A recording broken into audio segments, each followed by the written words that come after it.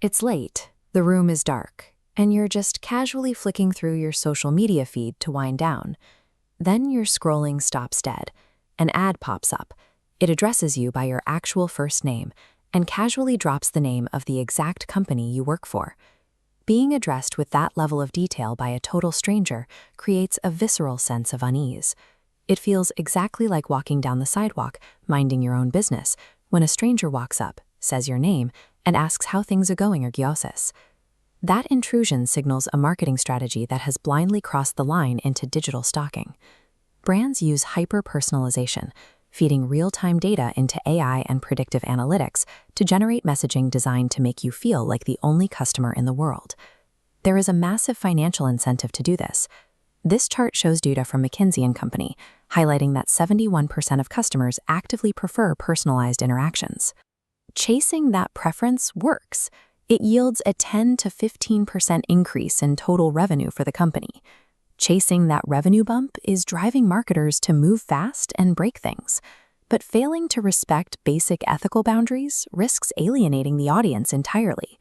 To maintain trust, we have to look at the first pillar of ethical personalization, the information source. You have to evaluate exactly where your consumer data comes from.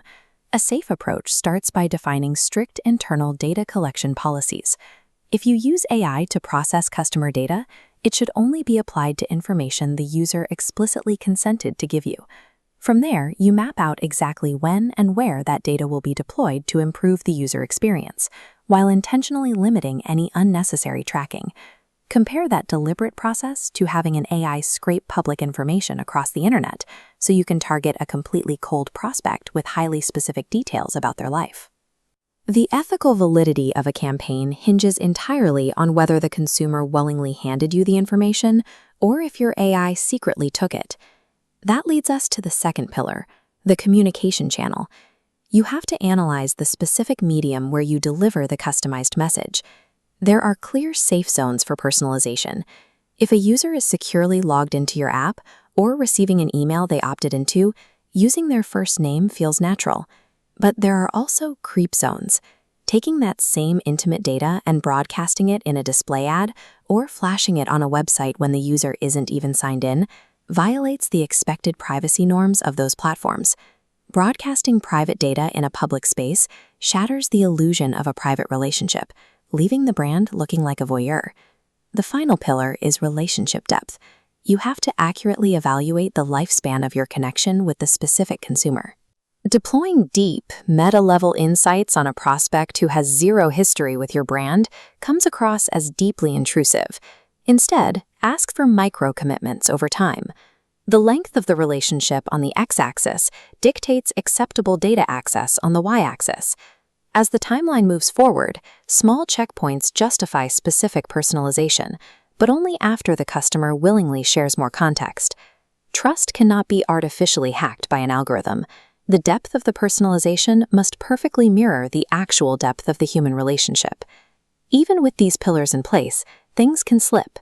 Once a campaign goes live, you have to actively monitor customer sentiment through established feedback loops. You are looking for specific red flags that indicate a boundary has been breached. Sudden spikes in opt-outs, a wave of negative social mentions, or direct complaints about privacy are immediate signals you've gone too far. If you ignore those measurable signals and keep pushing invasive ads, your standard data-driven strategy turns into an act of active consumer hostility. If you are ever in doubt about a campaign, there is an ultimate litmus test. Translate your digital marketing action into a real-world, face-to-face interaction.